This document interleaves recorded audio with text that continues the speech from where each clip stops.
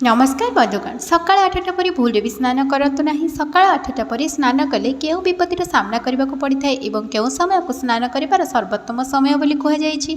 तो वीडियो आरंभ करने पूर्व आपण मैंने वीडियो को गोटे लाइक कर दिंतु एवं वीडियो को शेष जाए देखते भल लगे सब्सक्राइब निहाती कर दिंतु।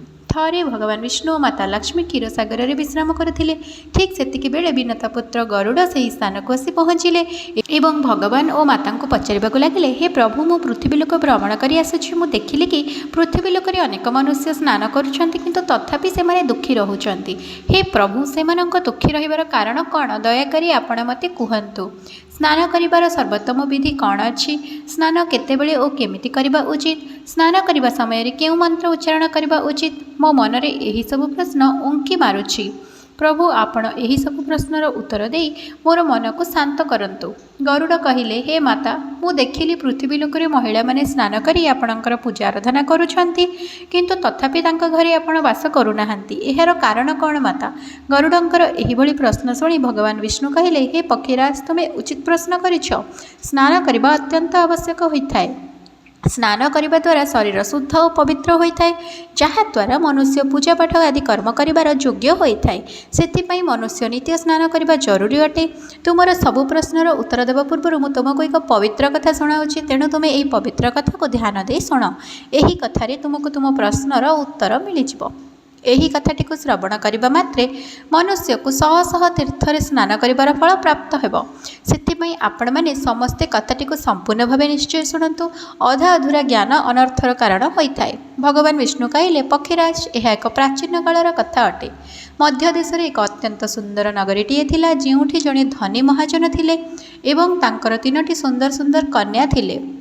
महाजन निज झील मानकर कौन जिनसरे अभाव रखु नथिले। से बहुत स्नेह आदर तांकर लालन पालन करथिले। महाजनकर झील माने देखिबा को बहुत सुंदर और स्वभाव बहुत चंचल थिले। गोटे बापार जहाँ सब कर्तव्य थिला महाजन ताको सठिक भाव में पालन करथिले किंतु से गोटे मात्र भूल कर देथिले।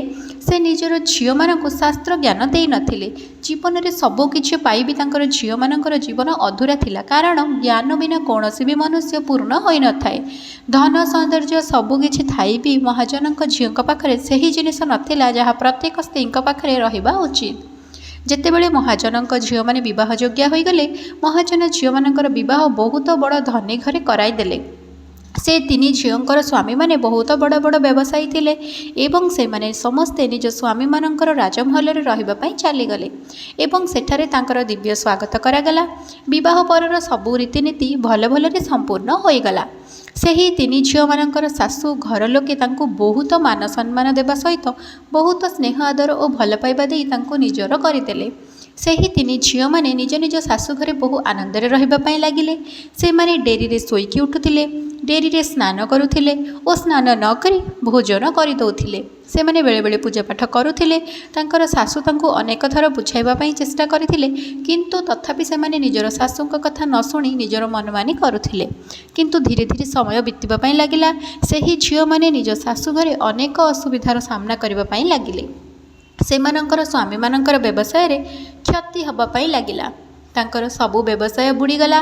से लोक अन्य लोक पाखरु ऋण आनी व्यवसाय चलाइबा पई चेष्टा कले किंतु सेथिरे भी किछि लाभ हैला नाही बरं अनेक क्षति सहिबाकू पड़िला जेउथि घरे सदाबेले कली झगड़ा हेबा पई लागिला।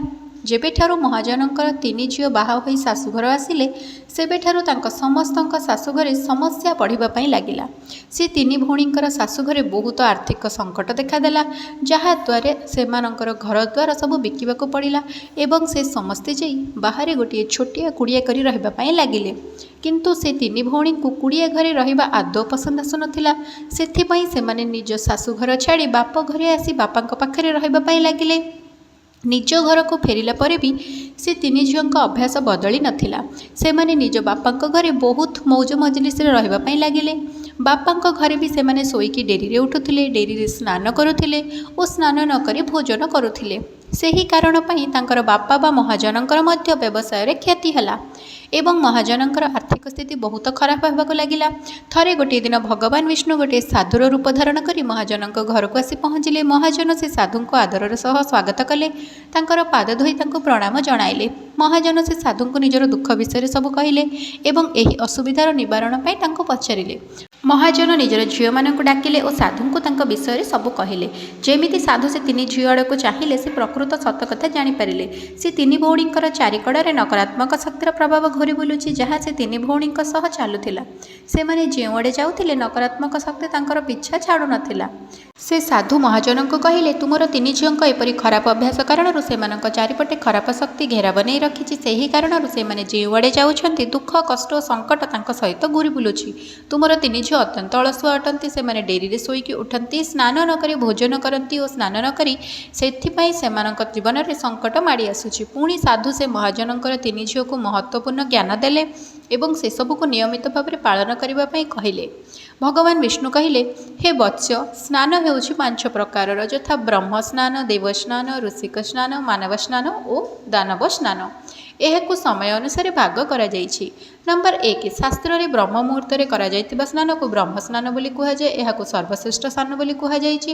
ବ୍ରହ୍ମ ମୁହୂର୍ତ୍ତରେ ଅର୍ଥ ହେଉଛି ରାତ୍ରିର ଅନ୍ତିମ ପ୍ରହର ବା ସୂର୍ଯ୍ୟୋଦୟର ପ୍ରାୟ 1.5 ଘଣ୍ଟା ବା 2 ଘଣ୍ଟା ପୂର୍ବର ସମୟ, ଅର୍ଥାତ୍ ସକାଳ 4ଟାରୁ 5:30 ଭିତରେ ସମୟକୁ ଶାସ୍ତ୍ରରେ ଏହି ସମୟକୁ ଦିନର ସର୍ବଶ୍ରେଷ୍ଠ ସମୟ ବୋଲି କୁହାଯାଇଛି, କାରଣ ଏହି ସମୟରେ ବାତାବରଣ ଅତ୍ୟନ୍ତ ଅଦ୍ଭୁତ ଓ ଚମତ୍କାର ହୋଇଥାଏ, ସକାରାତ୍ମକ ଶକ୍ତିରେ ଭରି ରହିଥାଏ। ଏହି ସମୟ ଦେବତାମାନଙ୍କର ସମୟ ହୋଇଥାଏ। ଠିକ୍ ଏହି ସମୟରେ ଦେବତାମାନଙ୍କୁ ସ୍ମରଣ କରି ସ୍ନାନ କରିବାକୁ ସର୍ବଶ୍ରେଷ୍ଠ କୁହାଯାଇଛି। ଏହି ସମୟରେ ସ୍ନାନ କରି ସୂର୍ଯ୍ୟଦେବଙ୍କୁ ଅର୍ଘ୍ୟ ଅର୍ପଣ କଲେ ଜୀବନରେ ସୁଖ, ଶାନ୍ତି ଓ ସମୃଦ୍ଧି ଆସିଥାଏ। ସାରାଦିନ ମନୁଷ୍ୟର ଦେହ ଓ ମନ ପ୍ରସନ୍ନ ରହିଥାଏ, ସକାରାତ୍ମକ ଶକ୍ତି ଚାରିଆଡ଼େ ଭରି ରହିଥାଏ। ଏହି ସମୟରେ ସ୍ନାନ କଲେ ମନୁଷ୍ୟକୁ ସବୁ ରୋଗରୁ ମୁକ୍ତି ମିଳିଥାଏ, ତାଙ୍କ ଶରୀର ନିରୋଗ ଏବଂ ସୁସ୍ଥ ରହିଥାଏ। ନମ୍ବର 2, ଦ୍ୱିତୀୟ ସ୍ନାନ ହେଉଛି ଦେବସ୍ନାନ। ସକାଳ 5ଟାରୁ 6ଟା ଭିତରେ କରାଯାଉଥିବା ସ୍ନାନକୁ ଦେବସ୍ନାନ କୁହାଯାଏ। ସବୁ ପବିତ୍ର ନଦୀମାନଙ୍କୁ ସ୍ମରଣ କରି ସ୍ନାନ କରିବାକୁ ଶ୍ରେଷ୍ଠ ମନାଯାଇଥାଏ। ଏହି ସମୟରେ ସ୍ନାନ କଲେ ମନୁଷ୍ୟର ଶରୀରର ସକାରାତ୍ମକ ଶକ୍ତିର ସଞ୍ଚାର ହୋଇଥାଏ ଏବଂ ସବୁ ନକାରାତ୍ମକ ଶକ୍ତି ଶରୀରରୁ ବାହାରି ଯାଇଥାଏ। ଏହି ସମୟରେ ସ୍ନାନ କଲେ ଦେହ ଓ ମନ ଶୁଦ୍ଧ ଓ ପବିତ୍ର ହୋଇଯାଇଥାଏ। ଗୃହରେ ଧନ ସମ୍ପତ୍ତି ବୃଦ୍ଧି ହୋଇଥାଏ ଓ ମନୁଷ୍ୟକୁ ସବୁ ପ୍ରକାରର ସୁଖ ସୁବିଧା ପ୍ରାପ୍ତ ହୋଇଥାଏ। ନମ୍ବର 3, ସକାଳୁ ସକାଳୁ ଯେତେବେଳେ ଆକାଶରେ ତାରା ଝାପ୍ସା ଝାପ୍ସା ହୋଇ ଦେଖାଯାଏ, ସେହି ସମୟରେ ସ୍ନାନ କରିବାକୁ ଋଷିକ ସ୍ନାନ ବୋଲି କୁହାଯାଏ। ଏହି ସ୍ନାନ ମଧ୍ୟ ଅତ୍ୟନ୍ତ ଶ୍ରେଷ୍ଠ ହୋଇଥାଏ। ଏହି ସମୟରେ ସ୍ନାନ କଲେ ମାନସିକ ଶାନ୍ତି ମିଳିଥାଏ। ନମ୍ବର 4, ଚତୁର୍ଥ ହେଉଛି ମାନବ ସ୍ନାନ। ସକାଳ 6ଟାରୁ 8ଟା ଭିତରେ କରାଯାଉଥିବା ସ୍ନାନକୁ ମାନବ ସ୍ନାନ କୁହାଯାଏ। ଏହି ସ୍ନାନ ସୂର୍ଯ୍ୟୋଦୟ ସମୟ ବା ସୂର୍ଯ୍ୟୋଦୟର ଠିକ୍ ପରେ କରାଯାଇଥାଏ। ଏହି ସମୟରେ ସ୍ନାନ କରିବା ମଧ୍ୟ ଭଲ ହୋଇଥାଏ। ଏହି ସ୍ନାନ କରିବା ଦିନ ସାରା ମନୁଷ୍ୟକୁ ଫୁର୍ତ୍ତି ଲାଗିବା ସହିତ ସକାରାତ୍ମକ ଭାବନା ଜାଗ୍ରତ ହୋଇଥାଏ ଏବଂ ଯେକୌଣସି କାର୍ଯ୍ୟ କରିବା ପାଇଁ ମଧ୍ୟ ମନ ଉତ୍ସାହିତ ରହିଥାଏ। ନମ୍ବର 5, ପଞ୍ଚମରେ ହେଉଛି ଦାନବ ସ୍ନାନ, କିନ୍ତୁ ମନୁଷ୍ୟକୁ କେବେ ବି ସୂର୍ଯ୍ୟୋଦୟର 2 ଘଣ୍ଟା ପରେ ସ୍ନାନ କରିବା ଉଚିତ ନୁହେଁ, ଅର୍ଥାତ୍ ସକାଳ 8ଟା ପରେ ସ୍ନାନ କରିବା ଅନୁଚିତ। ଏହି ସମୟରେ ବାତାବରଣ ପ୍ରାପ୍ତ ଥିବା ଜୈବିକ ଶକ୍ତି କମ୍ ହୋଇଯାଇଥାଏ, ସେଥିପାଇଁ ମନୁଷ୍ୟ ଭିତରେ ଆଗ୍ରହ ଓ ଉତ୍ସାହ କମ୍ ଦେଖାଯାଇଥାଏ। ସେଥିପାଇଁ ମନୁଷ୍ୟକୁ ଦିନସାରା ଆଳସ୍ୟ ଅନୁଭବ ହୋଇଥାଏ, ପୁରା ଦିନ ଶରୀର ଭିତରେ ଶକ୍ତି ନଥିବା ଭଳି ଲାଗେ, କୌଣସି କାମ କରିବାକୁ ଆଗ୍ରହ ହୁଏ ନାହିଁ। ସକାଳ 8ଟା ପରେ ସ୍ନାନ କଲେ ସେ ବ୍ୟକ୍ତି ଜୀବନରେ ଦୁର୍ଭାଗ୍ୟ ଆସିଥାଏ ଏବଂ ତାର ଶରୀରରେ ନକାରାତ୍ମକ ଶକ୍ତି ବାସ କରିବା ପାଇଁ ଲାଗିଥାଏ। ଏଭଳି ମନୁଷ୍ୟ ଯେକୌଣସି ସ୍ଥାନକୁ ଯାଆନ୍ତି, ସେହି ସ୍ଥାନରେ ଦୁର୍ଭାଗ୍ୟକୁ ନେଇ ଯାଇଥାନ୍ତି। ତୁମର ଏହି ତିନି ଝିଅମାନେ ସକାଳେ ଡେରିରେ ସ୍ନାନ କରୁଥିଲେ, ଯେଉଁଥିପାଇଁ ଶାଶୁଘରର ସବୁ ଧନ ସମ୍ପତ୍ତି ନଷ୍ଟ ହୋଇଗଲା। ତୁମର ବି ସବୁ ଧନ ସମ୍ପତ୍ତି ନଷ୍ଟ ହେବାକୁ ଲାଗିଲାଣି। ସୂର୍ଯ୍ୟୋଦୟର ବହୁତ ସମୟ ପରେ ବି ଯେଉଁ ମନୁଷ୍ୟ ସ୍ନାନ କରିନଥାଏ, ସେ ମନୁଷ୍ୟର ମନ ଭିତରେ କ୍ରୋଧ, ରାଗ, ଅହଙ୍କାର, ନକାରାତ୍ମକ ଭାବନା, ଆଳସ୍ୟ ଓ ବିରକ୍ତିକର ଭାବ ସୃଷ୍ଟି ହୋଇଥାଏ, ଯାହାଦ୍ୱାରା ତାଙ୍କର ସବୁ କାର୍ଯ୍ୟରେ ଅସୁବିଧା ଉତ୍ପନ୍ନ ହୋଇଥାଏ। ସେଥିପାଇଁ ସବୁଦିନ ବ୍ରହ୍ମସ୍ନାନ, ଦେବସ୍ନାନ, ଋଷିକ ସ୍ନାନ ଓ ମାନବ ସ୍ନାନ କରିବାକୁ ଉପଦେଶ ଦିଆଯାଇଛି। ପ୍ରତିଦିନ ଏହି ପବିତ୍ର ସମୟରେ ଉଠି ସ୍ନାନ କରି ଈଶ୍ୱରଙ୍କୁ ପୁରା ଶ୍ରଦ୍ଧାର ସହିତ ଆରାଧନା କରି ପୂଜା ଓ ପାଠ କଲେ ଏବଂ ସୂର୍ଯ୍ୟଦେବତାଙ୍କୁ ଅର୍ଘ୍ୟ ଅର୍ପଣ କଲେ ତୁମର ଦେହ ଓ ମନ ପବିତ୍ର ହୋଇଯାଇଥାଏ। ତୁମର ସବୁ ସମସ୍ୟାର ସମାଧାନ ଆପେ ଆପେ ହୋଇଯାଇଥାଏ। ଆମ ଭିତରେ ସବୁ ପ୍ରକାର ନକାରାତ୍ମକ ଭାବନା ଦୂର ହୋଇଯାଇଥାଏ ଏବଂ ସୁଖ ସମୃଦ୍ଧିର ବାଟ ଆମ ପାଇଁ ଖୋଲା ହୋଇଯାଇଥାଏ। ଏହିପରି ଭାବରେ ଭଗବାନ ବିଷ୍ଣୁ ସେ ମହାଜନଙ୍କୁ ସ୍ନାନ କରିବାର ମହତ୍ତ୍ୱ ବୁଝାଇଲେ ଏବଂ ସେ ନିଜେ ମହାଜନଙ୍କର ତିନି ଝିଅ ଭୁଲକୁ ବୁଝିପାରିଲେ। ସେ ତିନି ଝିଅ ନିଜ ଶାଶୁଘରକୁ ରହିବା ପାଇଁ ଚାଲିଗଲେ ଏବଂ ଭଗବାନ ବିଷ୍ଣୁ ବୁଝାଇଥିବା ନିୟମକୁ ସ୍ନାନ କରିବା ସମୟରେ ପାଳନ କରିବାକୁ ଲାଗିଲେ। ତିନି ଝିଅ ସକାଳୁ ବ୍ରହ୍ମ ମୁହୂର୍ତ୍ତରେ ଉଠି ସ୍ନାନ କରିବା ପାଇଁ ଲାଗିଲେ, ପ୍ରତିଦିନ ସୂର୍ଯ୍ୟଙ୍କୁ ଜଳ ଅର୍ପଣ କରିବା ପାଇଁ ଲାଗିଲେ।